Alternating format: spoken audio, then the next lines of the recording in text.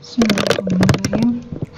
Untuk kali ini kita masih akan membahas tentang pendapatan nasional dan melanjutkan pembahasan yang kemarin ya. Hari ini kita akan fokus membahas contoh soal ya beserta pembahasannya ya. Nah, kita lihat contoh soal yang pertama. Nah, diketahui ada data pengeluaran konsumsi, kemudian ada investasi pengusaha, ada ekspor, ada impor, kemudian ada pengeluaran pemerintah, dan yang ditanyakan hitung besarnya pendapatan nasional dengan menggunakan pendekatan pengeluaran. Nah, kemarin di bahasan sebelumnya kita tahu bahwa pendapatan nasional itu bisa dihitung dengan 3 pendekatan ya. Pendekatan pengeluaran, pendekatan produksi, dan pendekatan pendapatan. Nah, di soal ini yang ditanyakan adalah besarnya pendapatan nasional dengan menggunakan pendekatan pengeluaran. Nah, dari soal tadi ya, maka diketahui C ya, tadi ada konsumsi besarnya 30.000, kemudian I itu tadi investasi perusahaan ya 20.000, kemudian diketahui ekspornya atau kita singkat menjadi E 17.000, dan ada impornya sebesar 7.000, dan yang terakhir tadi data ada pengeluaran pemerintah atau disingkat menjadi G ya, G singkatan dari government 15.000. Nah, dari soal ini ya, dari diketahui ini maka bisa dijawab dengan menggunakan rumus pendekatan pengeluaran ya. Nah, ini rumusnya, kita menggunakan rumus ini, Y sama dengan C tambah I tambah G tambah X dikurang M ya. Nah, kemudian ini yang diketahui tadi, ini kita masukkan ke sini dan hasilnya sebesar 75.000 ya. Nah, maka dari soal tadi bisa diambil kesimpulan bahwa besarnya pendapatan nasional dengan menggunakan pendekatan pengeluaran nilainya sebesar 75.000 ya. Soal yang kedua.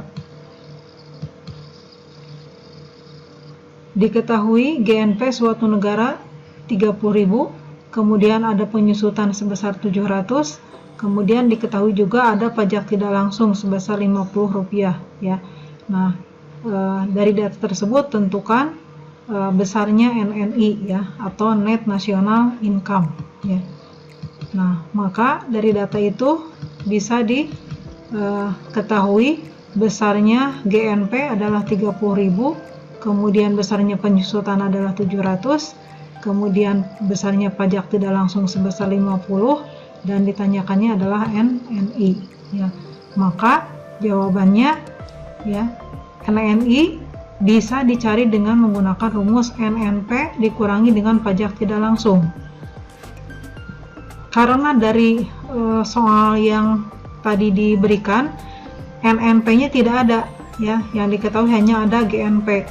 Nah, kemudian pajak langsung ini sudah ada tapi NNP-nya belum ada.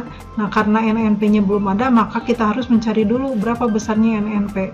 Nah, NNP bisa dicari dengan menggunakan rumus GNP dikurangi dengan penyusutan.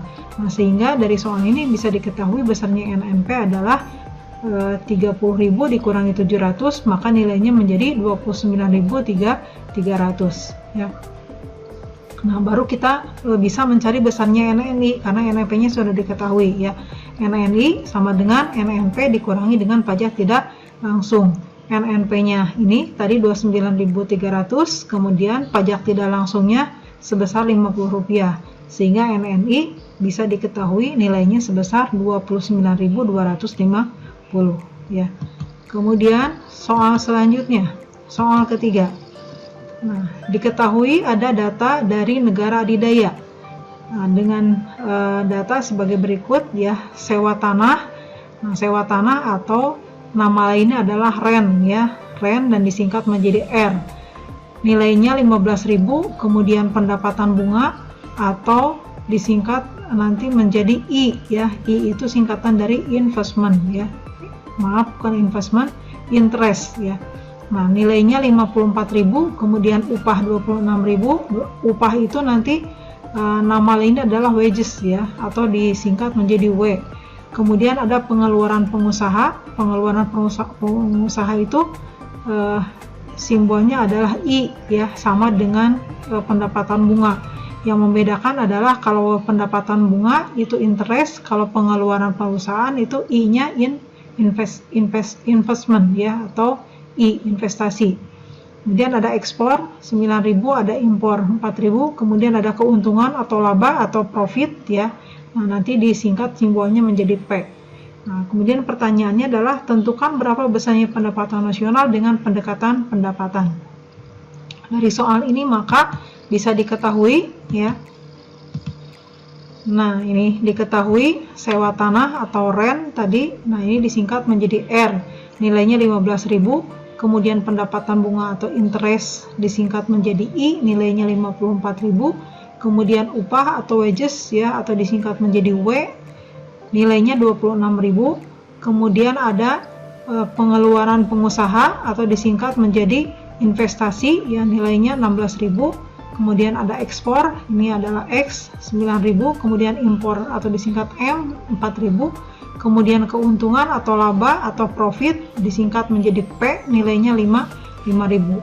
Nah, perlu kalian ketahui nanti ketika di dalam sebuah soal ada data seperti ini ya, datanya banyak, tidak berarti harus semua data ini kita masukkan ke dalam rumus. Nah, data yang akan dimasukkan adalah data yang sesuai dengan rumus saja.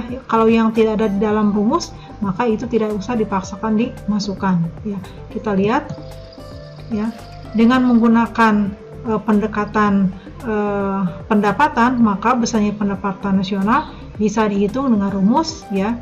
Nah, ini rumusnya W ditambah I ditambah R ditambah P ya.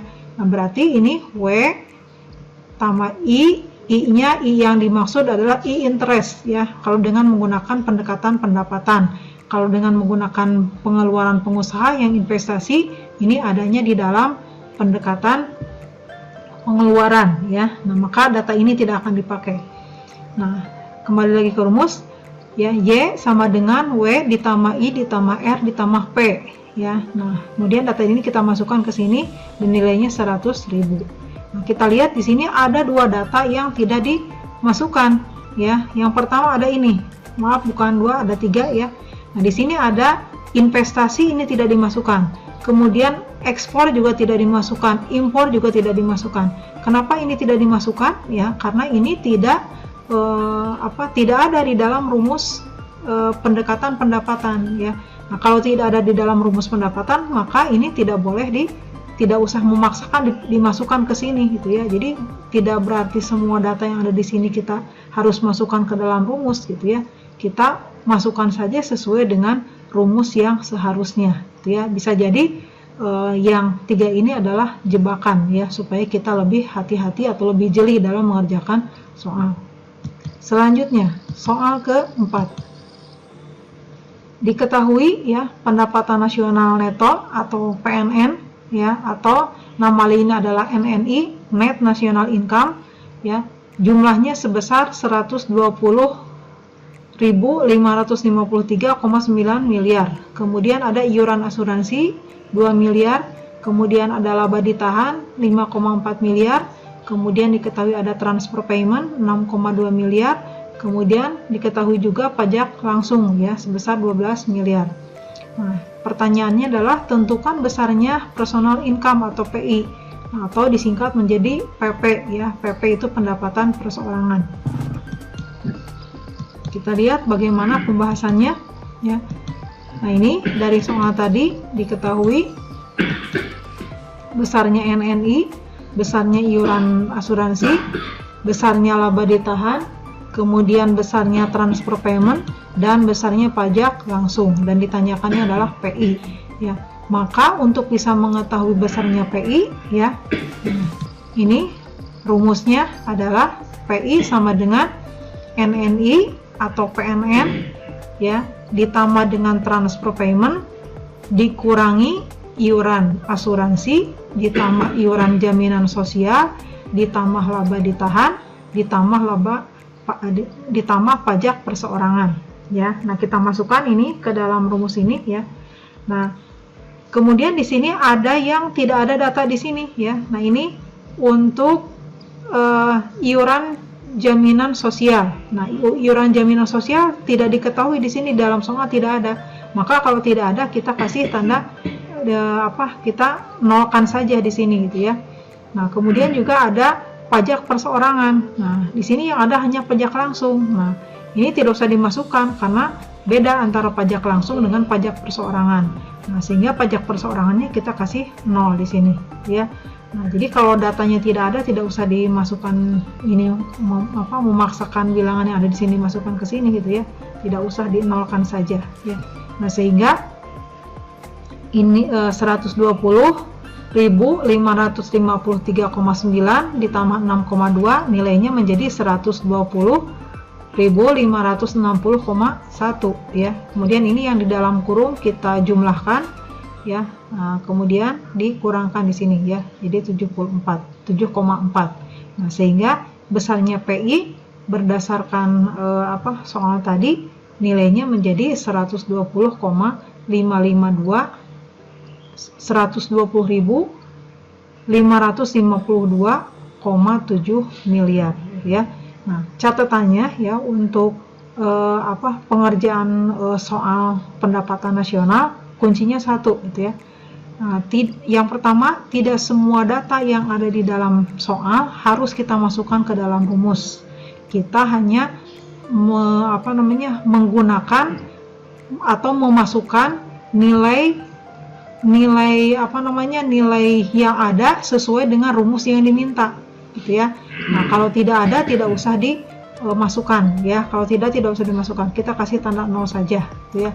Nah, itu kuncinya ketika mengerjakan soal dengan soal perhitungan pendapatan nasional ataupun soal yang berkaitan dengan konsep pendapatan nasional ya. Nah, itu saja untuk hari ini. Cukup 4 soal dan nanti kita akan perdalam di pembahasan soal yang selanjutnya ya. Itu aja ya. Assalamualaikum warahmatullahi wabarakatuh.